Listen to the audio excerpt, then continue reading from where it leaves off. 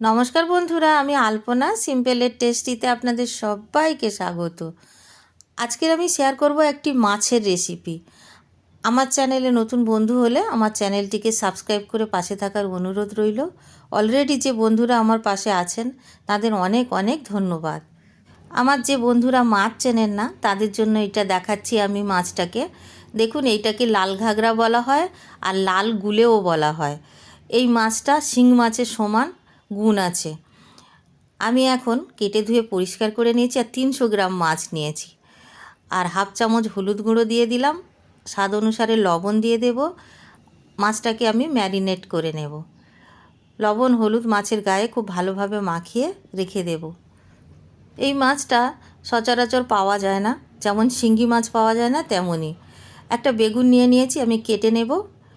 আর gas জ্বালিয়ে আমি কড়াইটা বসিয়ে দিয়েছি, ততক্ষণে মাছটা ভাজতে থাকবো। 2 টেবিল চামচ সরষের তেল দিয়ে দিলাম। কড়ার গায়ে এইভাবে তেলটা স্প্রেড করে দিলে মাছ কড়ার গায়ে লেগে যাবে না। খুব ভালো করে গরম করে নিতে হবে, তারপরে মাছগুলো ভাজতে দিয়ে দিলাম। এক পিঠ ভাজা হয়ে গেলে খুব সাবধানে উল্টিয়ে দিতে হবে, মাছগুলো খুব নরম থাকে, সেজন্য যাতে ভেঙে না যায় সাবধানে উল্টাতে পাল্টাতে হবে। দুটো পিঠ ভাজা হয়ে গেলে তুলে নেব। একইভাবে সেকেন্ড ব্যাচটাও ভেজে নেব। যেহেতু মাছগুলো একটু নরম আর একদম সরু সরু মাছগুলো, সেই জন্য আমি দুটো ব্যাচে ভাজছি। দেখুন, ভেজে তুলে নিয়েছি। এখন আমি 2 টেবিল চামচ আরও সরষের তেল দিয়ে দিলাম। তেলটা আমি আবার কড়ার গায়ে ভালোভাবে স্প্রেড করে নিলাম। ভালো করে গরম করে নিয়ে কেটে রাখা বেগুনটা আমি ভেজে নেব। একেবারে ব্রাউন করে ভেজে নেব। এখন লবণ বা হলুদ কিছু দেব না।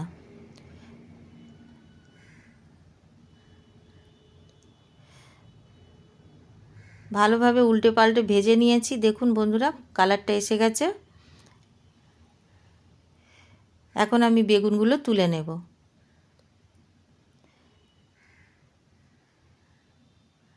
একই তেলে আমি একটা মিডিয়াম সাইজ আলু কেটে রেখেছি, ভেজে নেব।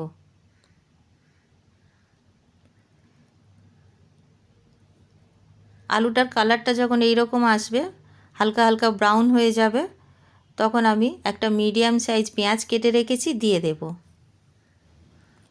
পেঁয়াজটা দেবার পরে খুব ভালো করে ভেজে নেব। এই সময় যদি আমরা আলুটা ভেজে নেবার পরে পেঁয়াজটা দিই, তরকারির স্বাদ অনেক গুণ বেড়ে যায়। দেখুন, কালারটা যখন এই রকম এসে যাবে, আদা রসুন বাটাটা দিয়ে দিতে হবে। 1 চামচ আমি আদা রসুন বাটা দিলাম, 1 চায়ের চামচ ভরা ভরা। আর যতক্ষণ না আদা রসুনের কাঁচা গন্ধ যায়, ভালো করে কষে নিতে হবে। এখন আমি দিয়ে দেব স্বাদ অনুসারে লবণ, দিয়ে দেব হলুদ গুঁড়ো হাফ চামচ, লঙ্কার গুঁড়ো হাফ চামচ। আপনারা নিশ্চয়ই লঙ্কাটা দেখতে পাচ্ছেন, আমি দেওয়ার সময় ক্যামেরাটা অফ ছিল। আর জিরার গুঁড়ো দিয়ে দেব 1 চায়ের চামচ। খুব ভালো করে কষে নেব। আর এই সময় গ্যাসের ফ্লেমটা লোতে রাখবো, যেহেতু আমরা গুঁড়ো মশলাগুলো দিয়েছি। মিডিয়াম সাইজ একটা টমেটো কেটে রেখেছিলাম, দিয়ে দিলাম। টমেটোটা যতক্ষণ না গলে যায়, এইভাবে আমি কষতে থাকব। মশলাটা ভালোভাবে কষে নেব। দেখুন, টমেটোটা এখন অনেকটা গলে গেছে। দিয়ে দেব ভেজে রাখা বেগুন। ভালো করে কষে নেব।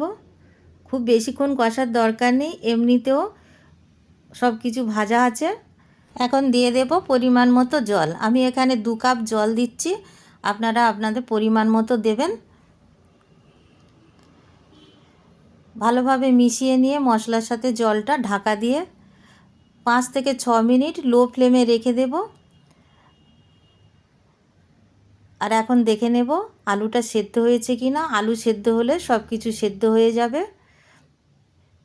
আলুটা দেখুন সেদ্ধ হয়ে গেছে। এখন দিয়ে দেব 4টে কাঁচা পাকা লঙ্কা আর ভেজে রাখা মাছটা। একটু নাড়াচাড়া করে নেব। এখন দিয়ে দেব 1 মুঠি ধনিয়া পাতা। ধনিয়া পাতা কুচি এক মুঠি মতো দিয়েছি, আপনারা কম বেশি করে নিতে পারেন।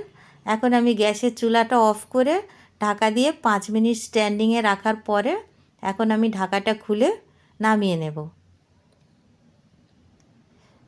একটি পাত্রে আমি নামিয়ে নিচ্ছি। এই সুস্বাদু মাছটা রান্না আপনারা বাড়িতে নিশ্চয়ই করবেন, অনেক উপকারী মাছ। আর কেমন লাগলো কমেন্ট করে আমাকে জানাবেন। রেসিপি যদি ভালো লাগে লাইক করবেন, শেয়ার করবেন, নতুন বন্ধু হলে সাবস্ক্রাইব করতে ভুলবেন না যেন। আজকের এই পর্যন্ত, দেখা হবে পরের কোনো নতুন ভিডিওর সাথে। সুস্থ থাকবেন, ধন্যবাদ, নমস্কার।